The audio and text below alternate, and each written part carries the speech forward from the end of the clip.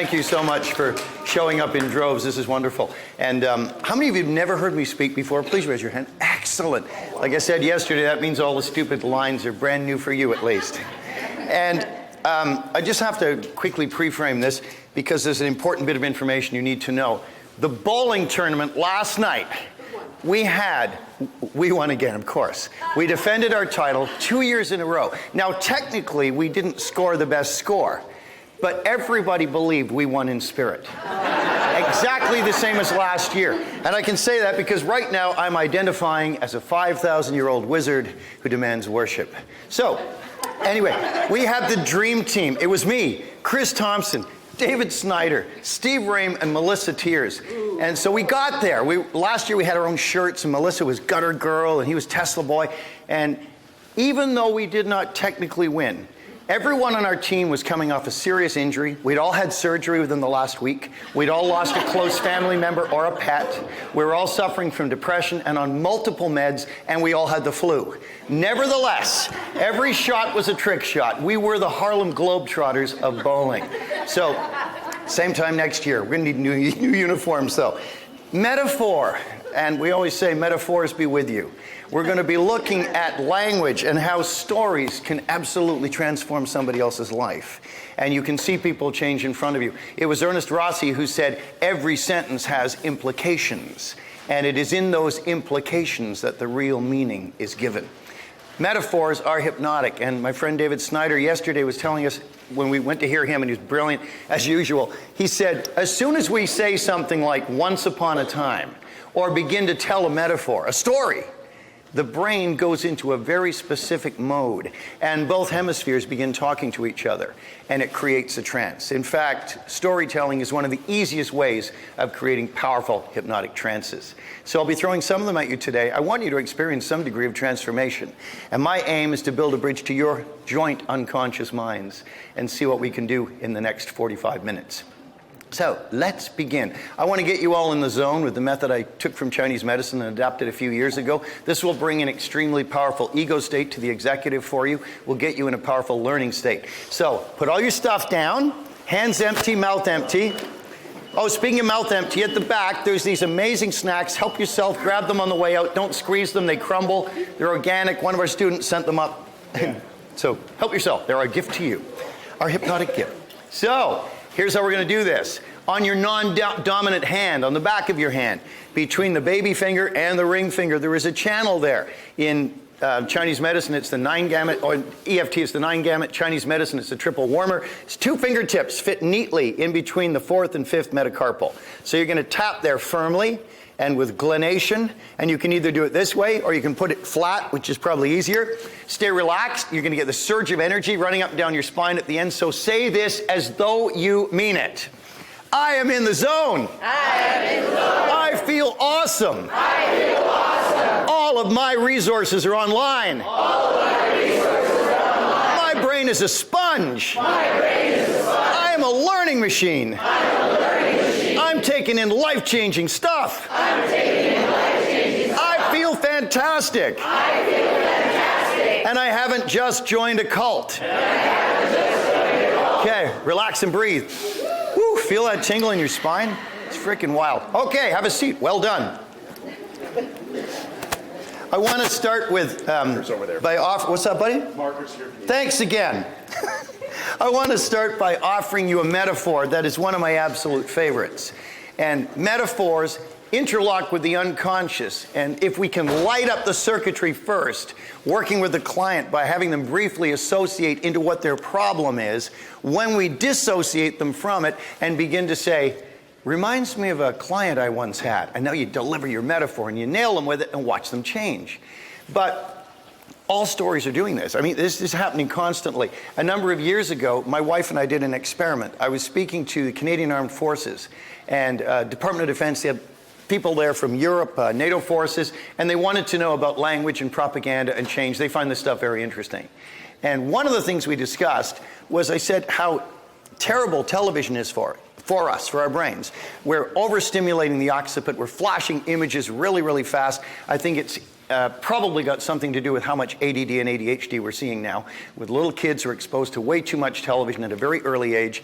And I got home from this talk, and my wife said, "Why is it when you're always speaking against television that you and I watch so much of it?"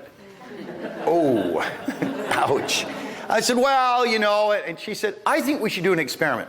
I began to feel afraid at that moment. And we've been married 37 years. I still call her my first wife just to keep her on edge. And she said, "Let's go TV free completely for a period of time and see what happens." I said, "Well, how long?"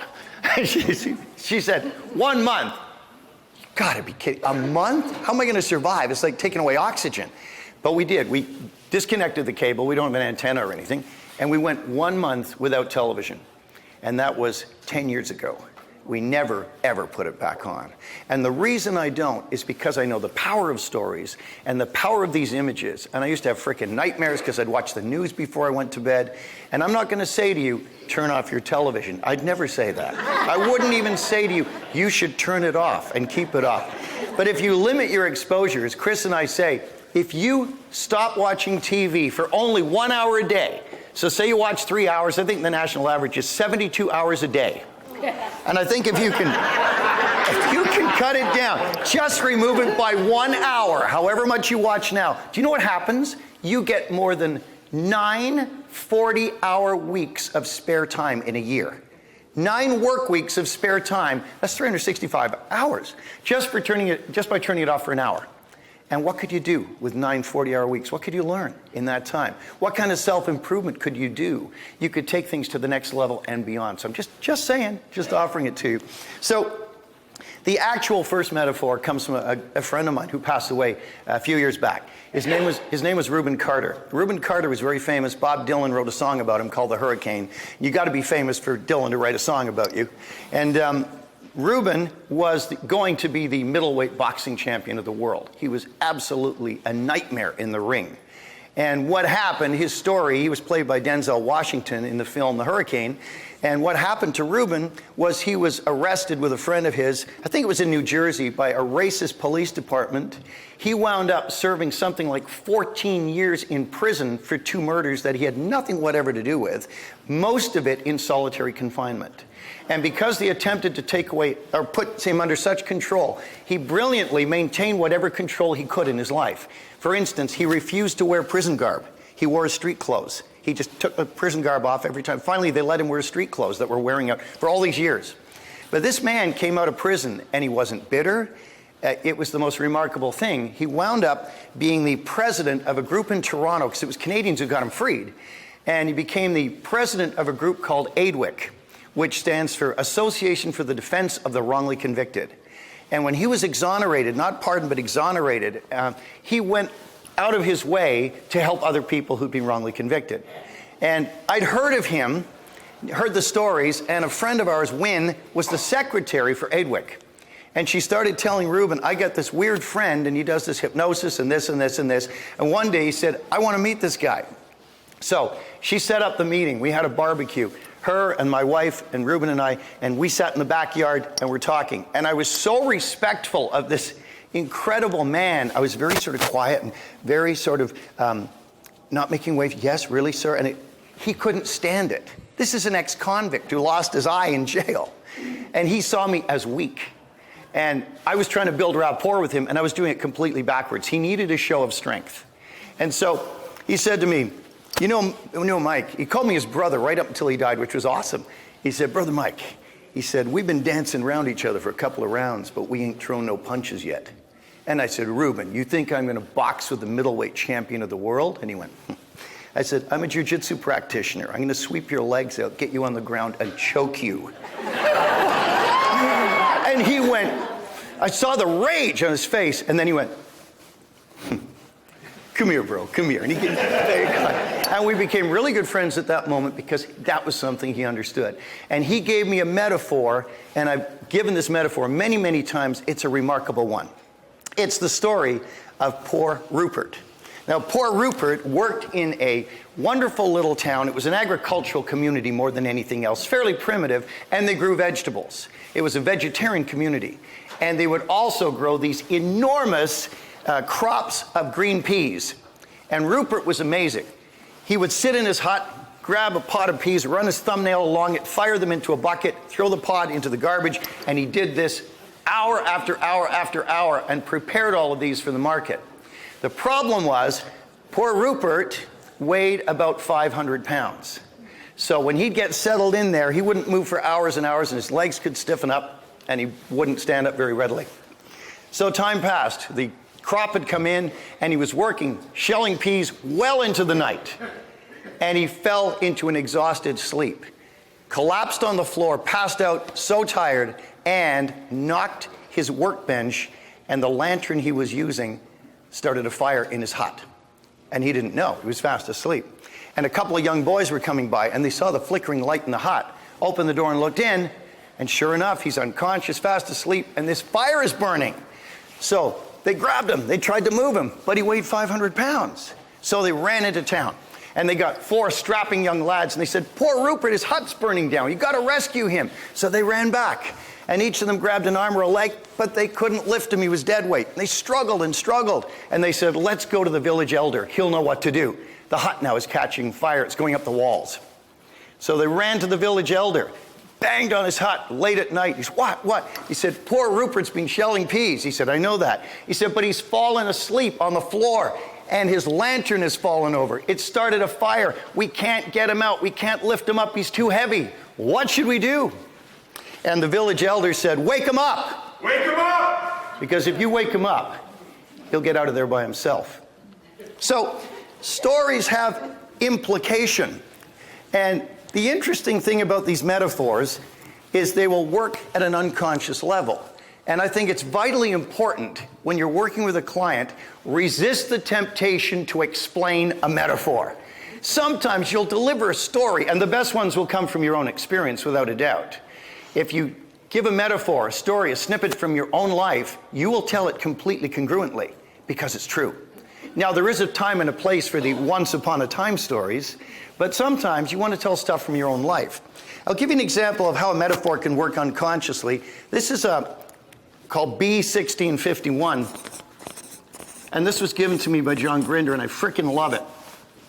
Imagine an apiary where you grow bees, not apes, not monkeys. Here's a beehive, and this beehive, let's say it contains around 10,000 bees.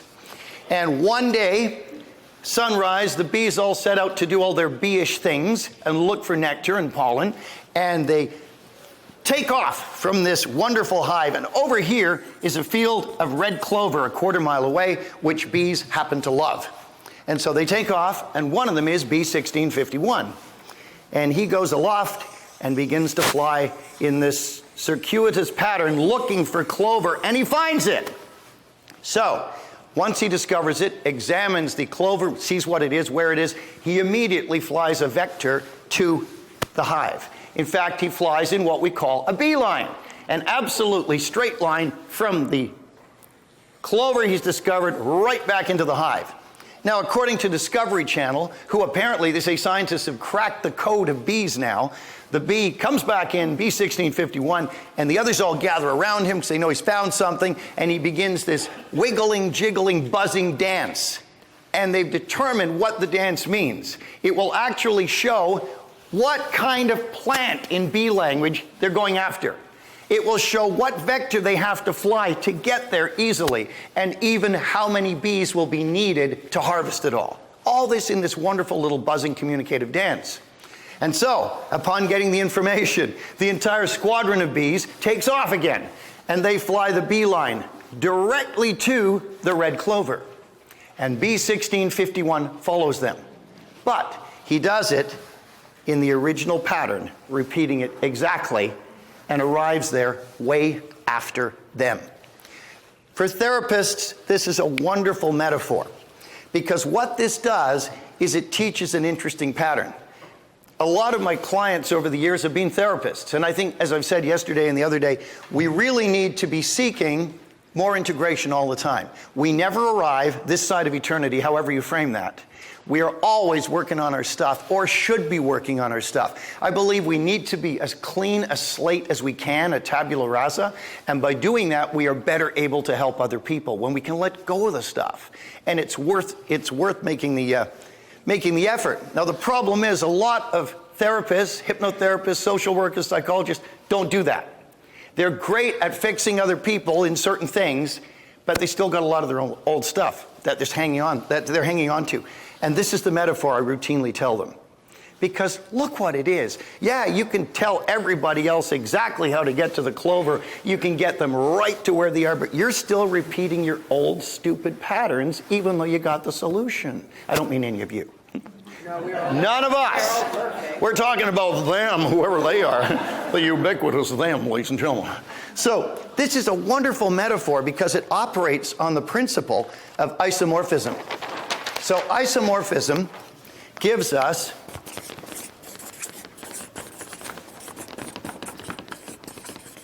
I would just like to acknowledge brilliant trainer and my friend Kevin Lay in the front row. I'm always nervous when he comes to watch. His stuff is too amazing. Isomorphism is a one-to-one correspondence. So the main aspects of the story, the metaphor, the snippet you are giving them will match something in the real world. So we have the hive of bees, so that's society, let's say. We have B1651, that's the person you're telling the story to. Someone said to me once, "Why is it B1651? It's driving me crazy." I said, "Oh, that was an address I used to live at. I just say that one because I'll get the number the same every time, because I used to just say any number." A guy came up to me once and he said, "You're really bugging me. You said it was B522 last time, and now you've changed the number." Oh, okay. It's B1651 from now on. So that B is the person you're working with that you were going to offer this metaphor to, and so they can transform as a result of it. And the route that they're traveling is the route through life, the solution to the problem. Everything maps across beautifully. One-to-one correspondence between the story and life. When I did my initial NLP training back in 1992, I was working with another guy in our class, and it was one of those trainings where it wasn't sequential. You come back several weekends and keep, practicing in the meantime, and that's what I was doing. And my trainer at that time, Chris Dunkley, great British NLP trainer, since passed away, really solid stuff. He said to me, he had a problem with one of the other guys in the class who was a friend of mine. Now, I know that Chris is recording this, so I'm going to be very careful not to say his name. Because before I've said, and it was, but he's a great guy, and he's an NLP trainer now. But back then, he had a problem that is fairly common in the NLP community, which is called premature closure. Now, by premature closure, we mean the person thinks they've got all the loops shut, everything's closed, everything's fixed, the box is nailed down, ready to go, and you can send them home. But that's not always the case. Sometimes the person can seem as though you've made the shift for them or with them, but in reality, they haven't changed at all. You'll get something I call a proximity installation. And we'll use the metaphor of computers to make this point. Let's suppose your computer screws up and the screen's flashing and there's all this weird stuff happening. You can't get online. So you go to your neighbor's house, use his computer, and you put in the symptoms, and it says, "You have the XLB virus." And you're like, "Oh no." So this will destroy your computer if you don't remove it. You're frantically, "How do I get rid of XLB virus?" And it says, "Oh, XLB remove will get rid of it." You got your answer. So you phone Future Shop or some computer store and you say, "Have you got the XLB removal tool?" And they say, "Yes, we do. I'm just checking. We have 2 copies left." You go, "Excellent." So you rush over to the store and you say, "Where's XLB tool?" They, "Oh, yeah, second aisle." So you run down, okay, yeah, Windows 7. Here it is. Okay, removes absolutely XLB virus. It's gone from your computer. Perfect. Set it back on the shelf. Go home and wonder why your computer's still screwed up. And that's exactly what I've seen really good therapists do. They find the resources, they find the solution brilliantly. They got all the rapport in the world happening, but they don't install it. They just leave it hanging. And the person will seem like they've integrated it because they're so close to the resources. But once you say to them, and you will not come out of that trance until all the program is up and running perfectly and you notice how good you feel. Now you put them in a double bind. They either come out of it with the resources installed or they stay in hypnosis forever. And a little more than half pick the first option. So, likewise, Steve had the problem. Oh, I said his first name. Could be kidding. Hello, Martin. Welcome.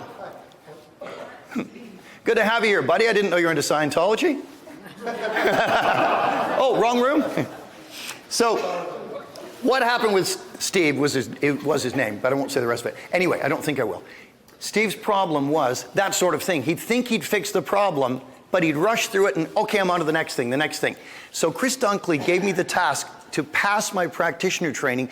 I had to write a metaphor to fix Steve and deliver it to him and see if he'd stop doing it. That was the condition. I said, okay. So I worked on it over the week, and then the weekend came around, we were doing the training, and we went to the restaurant. And I said, hey, Steve, can I run this metaphor by you that I've been working on? Right away, the person's guard is down. Sure. So he's sitting opposite me, and I told him the following story. Once upon a time, many years ago, in a land far away. Okay, as soon as you frame your metaphor once upon a time, not only does the brain start to cooperate, but the person's guard is gone. It's a story. It's not about them. So right away, you've got access if you have rapport. And the best way to get rapport is John Grinder's method, best I've ever seen. I used to do all the matching and mirroring and, tapping when they breathe and offering their language back. I still do that stuff. But he said, if you want to be in absolute rapport with your client, do this. Pretend that person in front of you is the most fascinating, wonderful, incredible person you've ever met in your life, and congruently continue to pretend that and pretend you're not pretending anymore. And when you do that, the mirror neurons do the rest. You'll start the matching and mirroring without even having to think about it. So you've got this amazing rapport. And you said, once upon a time, and you're telling this story, and this is the story I said to Steve. Once upon a time, many years ago, there was a beautiful medieval village. And in that village, all sorts of people with different jobs and careers. One man was a master clockmaker. He could build any sort of clock or fix any sort of clock. He could fix wristwatches and mantelpiece clocks and cuckoo clocks and even giant grandfather clocks, if they existed at that point in time. They probably didn't.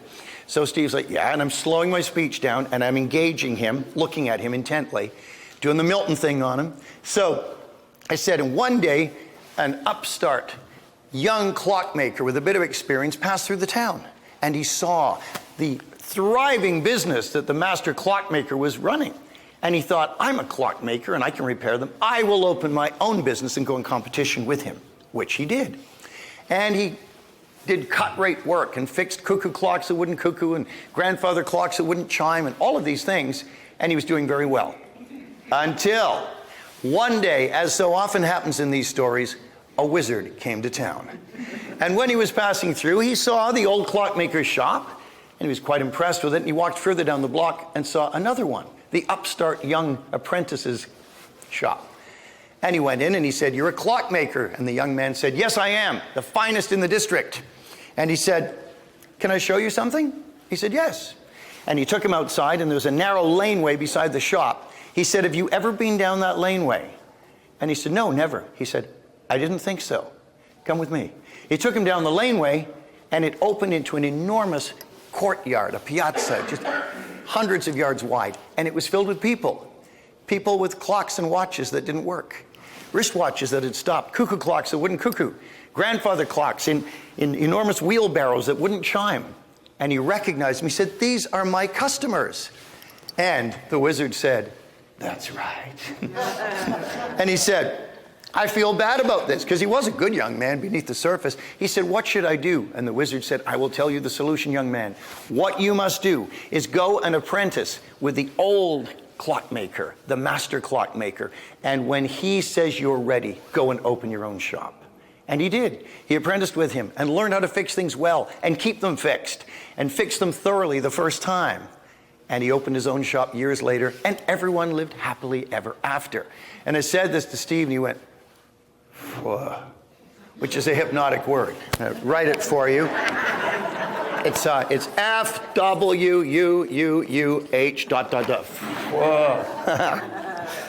So he just went bright red, flush of integration, and he stopped the premature closure from that moment forth. He never did it again. So I passed my practitioner course back in those days. Now that story was crafted for him.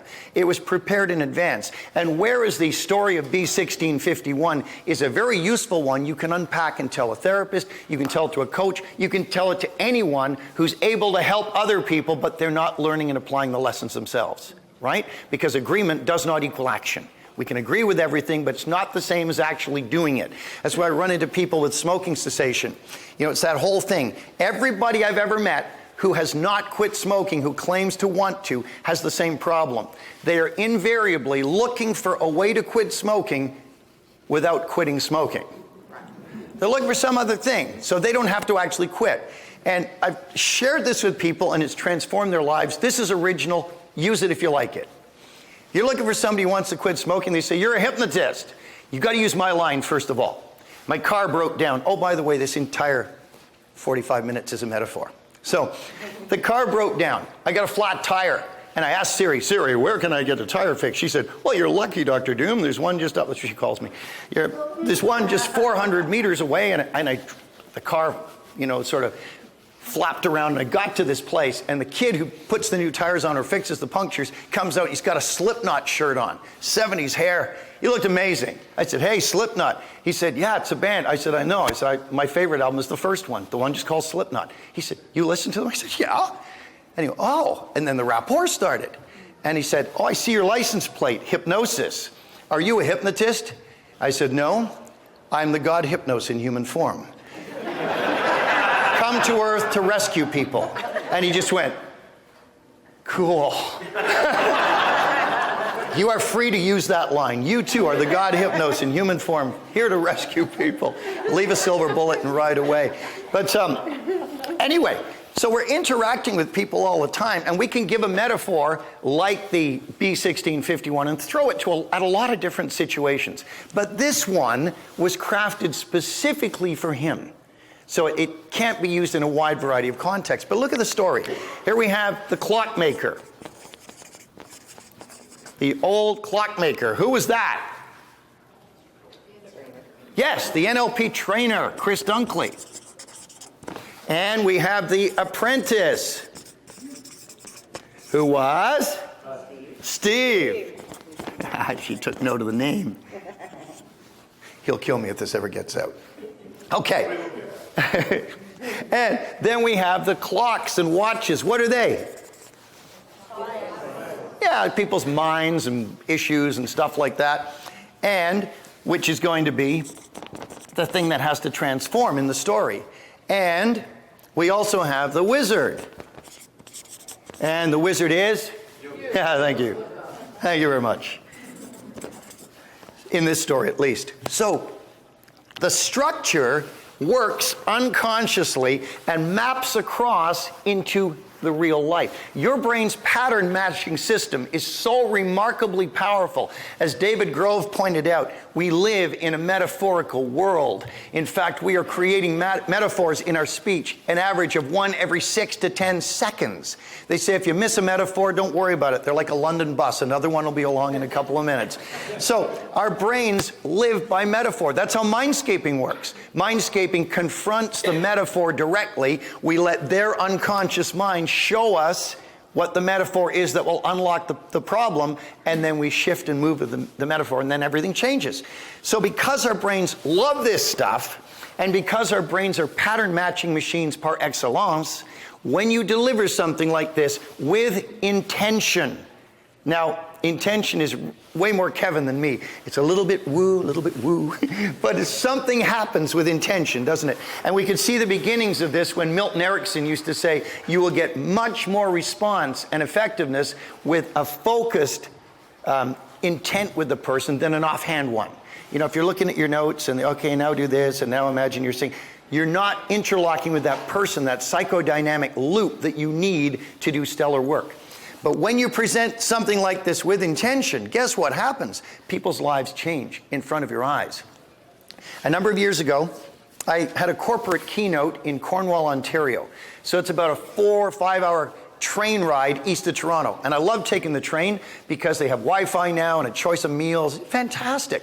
And take a bunch of books and take it easy. Well, I get there, and I was speaking to the Chamber of Commerce, and I had a couple of hours to kill before my train took me back to Toronto. And we were sitting in the complex, which was a sports complex and a convention center, and this big bar, Don Cherry's bar.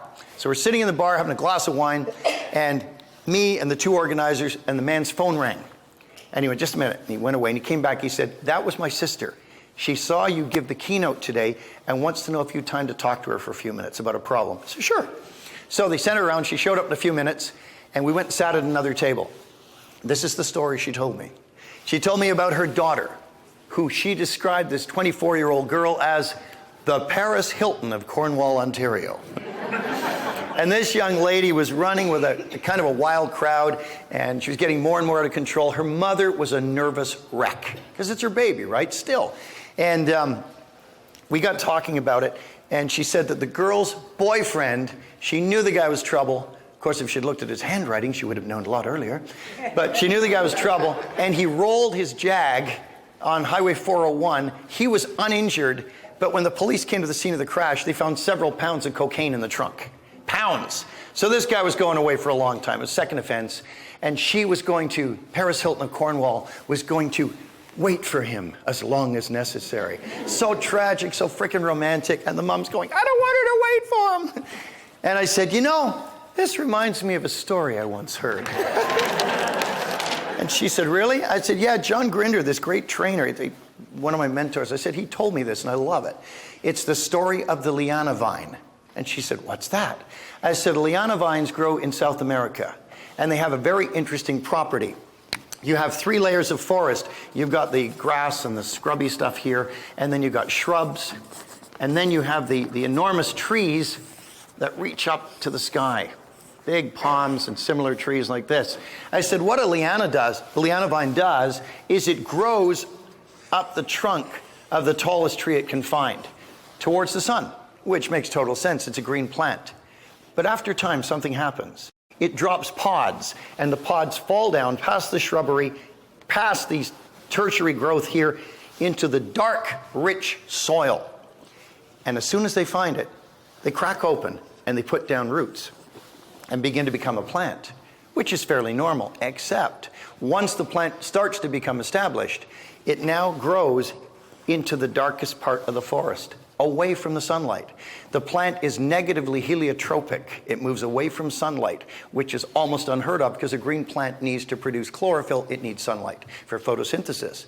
So it grows away into the darkness and the shrubs. And again, after a little while, guess what happens? It comes back, finds a tree, and it grows up into the sunlight again. And she went, whoa. I'm looking at her lower lip size has increased, her face is flushed, you can see the pulse in her neck. And she said, wow, that's some story. And I said, that's right. And she said, sounds like somebody's life. And I said, that's right. And she thanked me for talking to her, never asked me why I told her about this liana vine. And I heard from the guy about a week and a half later. He phoned me in my office and he said, I just want to tell you what happened to my sister. He said, she got up 2 days after the convention, came up to me and said, you know what? I'm going to stop worrying about that stupid daughter of mine. When she's had enough, she's going to come back into the light and everything will be okay. And that's exactly the message, right? And it's entirely easy to deliver. So if you intersect the person, if you connect with them at an unconscious level, especially if you're using what we call Mandel triangle. I put my name on very few things, and Chris and I go out of our way to credit the people we learn from. There's so many great trainers at this conference, and people that we like to learn from. In fact, we get great trainers. We bring them to Toronto because Chris said, I want to learn from so-and-so. I want to learn from so-and-so. I said, oh, easiest way, we'll bring them to Toronto. We'll just sit in the class. Yes! Works really, really well. And this is one of the things I put my name to. Mandel triangle has congruence, it has confidence, and it has intention. Forgive the scribbling, things moving underneath me. Intention is also, Chris, what did we come up with a C for intention? Conviction, yes, we managed to keep it as a C, so conviction. So the whole point of this triangle, and I know Derek Watkins uses this in his presentations, good to see her, bro. One of the things is we know that if we're more confident, people are drawn to that. People are drawn to people who are confident. We like that because when someone is confident, they appear to have it all together, and we sort of want to bask in that because it rubs off on us too. When people are congruent, they're sending one message. Their body language, their internal dialogue or monologue, their state, their breathing, everything is sending one consistent message. Your systems are aligned. And that's very appealing. It gets messages through very quickly. If I came out here incongruent and said, well, really nice to be here. And it's going to be really energetic, and we're going to have a lot of fun in that. And you'd be thinking, get me out of here. Because congruence is appealing, but incongruence isn't. And intention is when we really, it was, I think it was Marquis de Pissarro. He did a demonstration in Paris for the Paris Freemasons in the early 1800s, I guess. And he said, someone asked him, why is it you can hypnotize anyone? He said, because I imagine that it's going to work. And I believe it's going to work. And I have no doubt, and I deliver it to them with my intention, and it works every time. Well, something remarkable happens when we don't do things in an offhand way, but when we intersect a human being, when we build that intersection loop between us and them, everything builds. So the good thing is, you can determine which of these you need to build up in your own life, because in the center here, well, we'll leave that out. If you build up any one of these, you'll increase the other two automatically, because the triangle always stays equilateral. So if you build up your confidence, this is just calibration. It means you've got to be looking. You've got to know what you get. You've got to be able to calibrate what's happening in front of you. But if you build your confidence, your congruence will go up, your intention will grow up, and they'll all build to a much higher level. The key is just work on this pattern. And when you start to apply this in all your communications, your results will become really, really stellar and quite easy. So let's look at, we said about mapping across. I'm going to give you a quick one here. In 1995, I did my fourth tour of Australia. And I loved going there. I had an absolute blast. And my agent, Kingsley, he and I traveled. We flew into Brisbane and went up to Ayers Rock and just had a great time. And this came to mind because a little after that, I was going to Montreal, Canada. And I had an event at 3480 McTavish Street, which is McGill University, lecturing on hypnosis.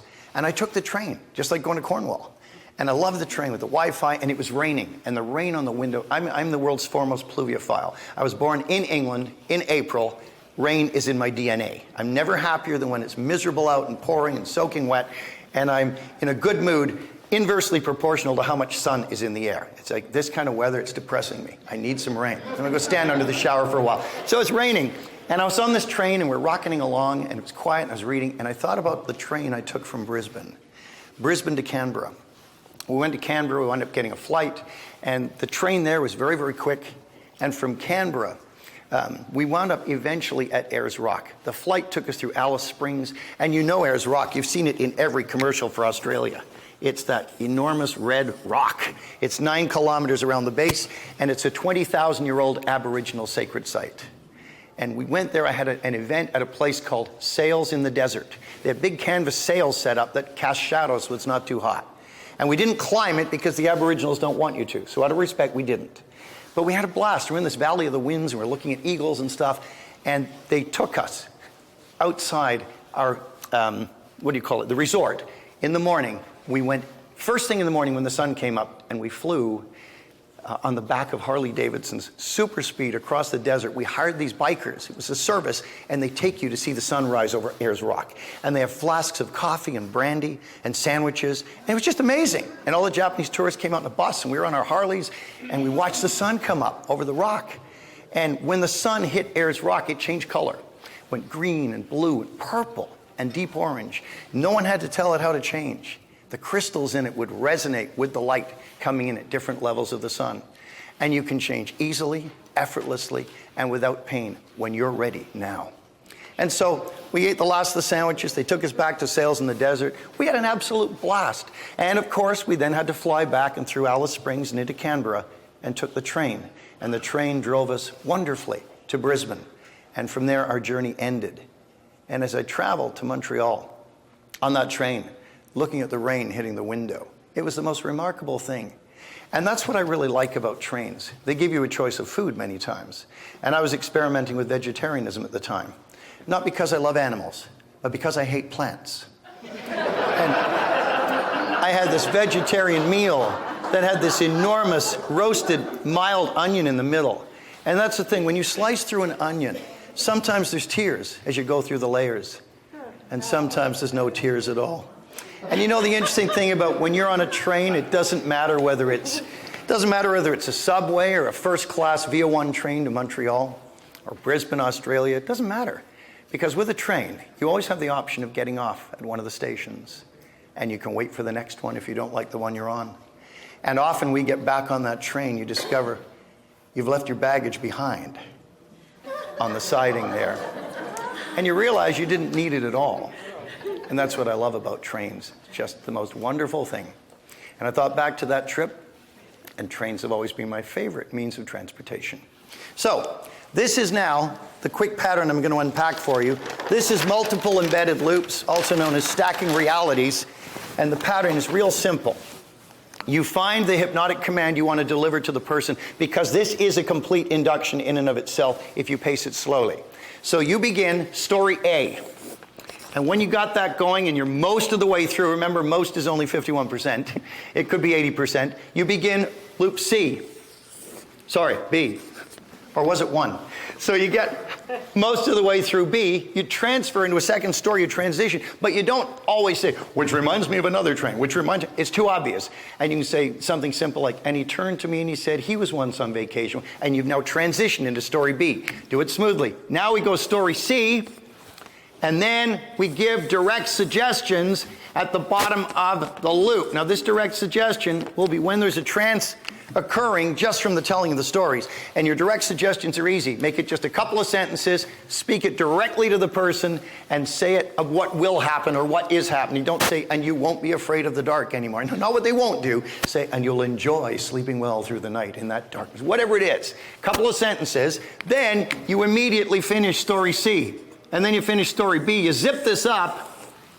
And what tends to happen, if you use a minimum of 3 loops, is this drops out of conscious awareness and becomes a wonderful, wonderful technique to use conversationally. Now, I added a trick to this. When I was doing my trainer track, John Grinder was in Toronto, and he said, Mandel, he said, can you do 5 loops without looking at notes? I said, yeah. He said, can you do 10? And I said, yes. And he kept going, he said, can you do 12? And I went, I think so. So I did 13 loops. I want to show you the trick. The 13th one is a pseudo loop. It's actually an open loop here. You close a loop that you never opened in the first place, and it makes the brain go, whoa. So you do all your stories, you give your direct suggestions, you zip them all up, and 3 is enough, really. So loop 13 was I add this thing that never really happened. I said, and you know, she took that key, and she locked that cellar door, and she never went down there again. And everyone goes, what? People, they think they've forgotten something. So because they think they've forgotten something, they booted up the circuitry for forgetting, and it resonates on this and makes the effect more profound. Now, we're only a couple of minutes here. Another thing you can do is add a pseudo loop. John thought this was diabolical, which I thought was a wonderful thing. Add a pseudo loop. When you're closing up the final loop, add another one off to the side here. We'll call it loop X. This is my own invention. I'm really pleased with this. What you do is you start talking about things like onions and siding of the train and leaving the baggage. What this does is give them a really obvious reference to what you're doing. And it makes them think that this is the whole point of the metaphor. This has nothing whatever to do with it. This is just to make them think they've figured it out. So when you start talking about the siding, you know, the baggage is left there, and an onion, there may be tears and there may not, then what happens is they go, oh, yeah, God. And they stop looking.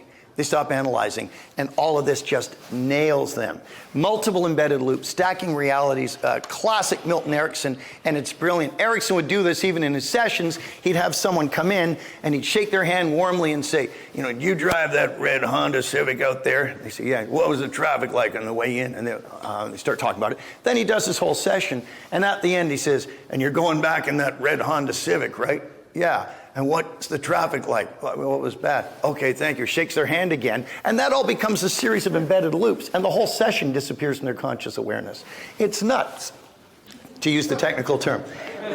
The unconscious mind will work with the imagination down beneath the surface. It will cause transformation and shifts without any conscious awareness of how it is running these processes in and of itself. And as you go deeper into trance and experience the changes that come from this, all the parts of all of your learning and all of your ego states work together congruently to enhance and intensify every aspect of this in ways that will cause and intensify personal change. Second freaky thing about hypnosis is talking about hypnosis causes it to start happening. And the third freaky thing about hypnosis is my question for you as we close. My question is, how easily can all of you completely forget the first freaky thing about hypnosis? Now. That's right. See, that disorganization you're feeling is because your unconscious mind is listening to me. And I think it's important for you to be certain to remember to forget certain things, haven't you? Remember amnesia? Amnesia is not forgetting. Amnesia is forgetting that you have forgotten anything like that. Thanks for coming out. Wide Awake Now.